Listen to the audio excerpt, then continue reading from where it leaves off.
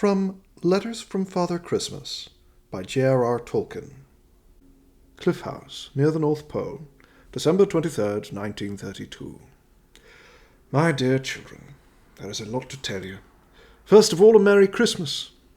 But there have been lots of adventures you will want to hear about.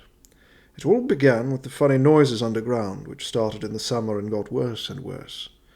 I was afraid an earthquake might happen. The North Polar Bear says he suspected what was wrong from the beginning.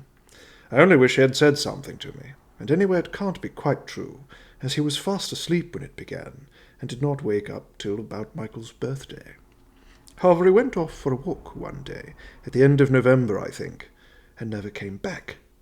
About a fortnight ago I began to be really worried, for after all the dear old thing is really a lot of help, in spite of accidents, and very amusing. One Friday evening, December 9th, there was a bumping at the front door and a snuffling. I thought he had come back and lost his key, as often before, but when I opened the door there was another very old bear there, a very fat and funny-shaped one. Actually, it was the eldest of the few remaining cave bears, old Mr. Cave Bear himself. I had not seen him for centuries.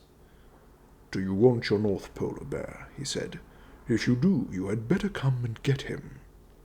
It turned out he was lost in the caves, belonging to Mr. Cave Bear, or so he says, not far from the ruins of my old house.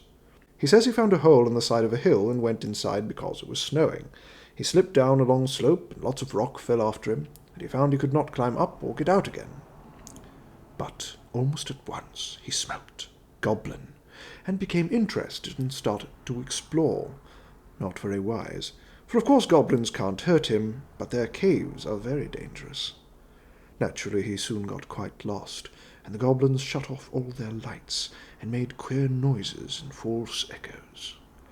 Goblins are to us very much what rats are to you, only worse because they are very clever, and only better because there are in these parts very few. We thought there were none left. Long ago we had great trouble with them. That was about 1453, I believe. But we got the help of the gnomes, who are their greatest enemies, and cleared them out. Anyway, there was poor old Polar Bear lost in the dark all among them, and all alone until he met Mr. Cave Bear, who lives there. Cave Bear can see pretty well in the dark, and he offered to take Polar Bear to his private back door. So they set off together, but the goblins were very excited and angry. Polar Bear had boxed one or two flat that came and poked him in the dark, and had said some very nasty things to them all. And they enticed him away by imitating Cave Bear's voice, which of course they know very well.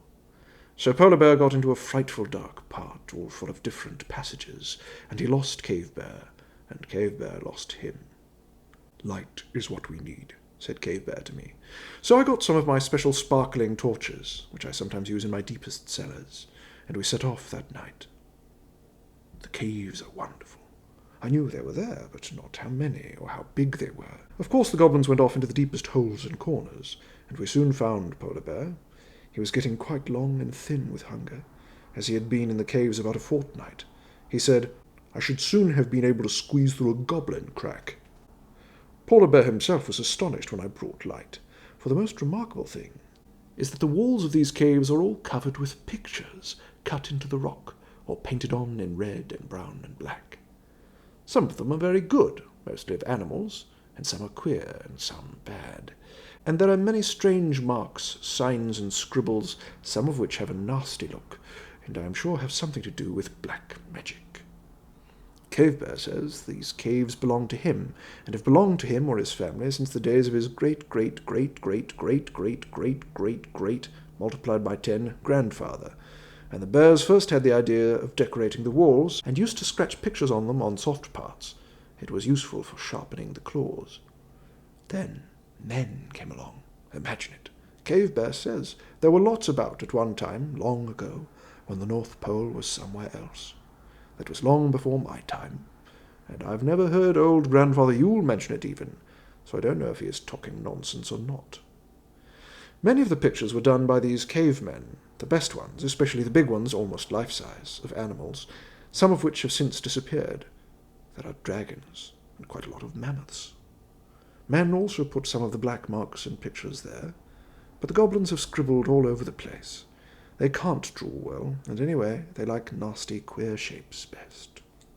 North Polar Bear got quite excited when he saw all these things. He said, "These cave people could draw better than you, Daddy Noel. And wouldn't your young friends just like to see some really good pictures, especially some properly drawn bears for a change?" Rather rude, I thought, if only a joke, as I take a lot of trouble over my Christmas pictures. Some of them take quite a minute to do, and though I only send them to special friends, I have a good many in different places. So, just to show him, and to please you, I've copied a whole page from the wall of the chief central cave, and I send you a copy. It is not perhaps quite as well drawn as the originals, which are very, very much larger, except the goblin parts, which are easy. They are the only parts the polar bear can do at all. He says he likes them best, but that is only because he can copy them. The goblin pictures must be very old, because the goblin fighters are sitting on dracils, a very queer sort of dwarf dachshund horse creature they used to use, but they have died out long ago. I believe the red gnomes finished them off, somewhere about Edward IV's time. The animal drawings are magnificent. The hairy rhinoceros looks wicked. There is also a nasty look in the mammoth's eyes. Also the ox, stag, boar, and cave bear, portrait of Mr. Cave Bear's 71st ancestor, he says, and some other kind of polarish but not quite polar bear. North Polar Bear would like to believe it is a portrait of one of his ancestors. Just under the bears is the best a goblin can do at drawing reindeer. You have been so good in writing to me, and such beautiful letters too, that I have tried to draw you some specially nice pictures this year. At the top of my Christmas card is a picture, imaginary, but more or less as it really is, of me arriving over Oxford. Your house is just about where the 3 little black points stick up out of the shadows at the right. I am coming from the north, and note, not with 12 pair of deer, as you will see in some books. I usually use 7 pair. 14 is such a nice number. And at Christmas, especially if I am hurried, I add my 2 special white ones in front. Next comes a picture of me and Cave Bear and North Polar Bear exploring the caves. I will tell you more about that in a minute. The last picture hasn't happened yet. It soon will. On St. Stephen's Day, when all the rush is over, I'm going to have a rowdy party. The Cave Bear's grandchildren, they're exactly like live teddy bears, snow babies, some children of the red gnomes, and of course polar cubs, including Paxu and Volkatuka, will be there. I am wearing a pair of new green trousers. They were a present from my green brother, but I only wear them at home. Goblins, anyway, dislike green, so I found them useful. You see, when I rescued Polar Bear, we hadn't finished the adventures. At the beginning of last week, we went into the cellars to get up the stuff for England. I said to Polar Bear, "Somebody has been disarranging things here." "Paxu and Volkatuka, I expect," he said. But it wasn't. Next day things were much worse, especially among the railway things, lots of which seemed to be missing. I ought to have guessed, and Polar Bear, anyway, ought to have mentioned his guess to me. Last Saturday we went down and found nearly everything had disappeared out of the main cellar. Imagine my state of mind. Nothing hardly to send to anybody, and too little time to get or make enough new stuff. North Polar Bear said, "I smell goblin strong." Of course it was obvious. They love mechanical toys, though they quickly smash them and want more and more and more. And practically all the Hornby things had gone. Eventually we found a large hole, but not big enough for us, leading to a tunnel behind some packing cases in the west cellar. As you will expect, we rushed off to find Cave Bear, and we went back to the caves. We soon understood the queer noises. It was plain the goblins long ago had burrowed a tunnel from the caves to my old home, which was not so far from the end of their hills, and had stolen a good many things. We found some things more than 100 years old, even a few parcels still addressed to your great-grandpeople. But they had been very clever, and not too greedy, and I had not found out. Ever since I moved, they must have been busy burrowing all the way to my cliff, boring, banging, and blasting as quietly as they could. At last they had reached my new cellars, and the sight of the Hornby things was too much for them. They took all they could. I dare say they were also still angry with the Polar Bear. Also they thought we couldn't get at them. But I sent my patent green luminous smoke down the tunnel, and Polar Bear blew and blew it with our enormous kitchen bellows. They simply shrieked and rushed out the other cave end. But there were red gnomes there. I had specially sent for them. A few of the real old families are still in Norway. They captured hundreds of goblins, and chased many more out into the snow, which they hate.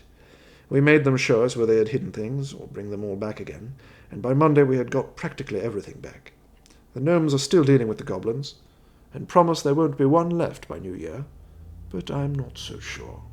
They will crop up again in a century or so, I expect.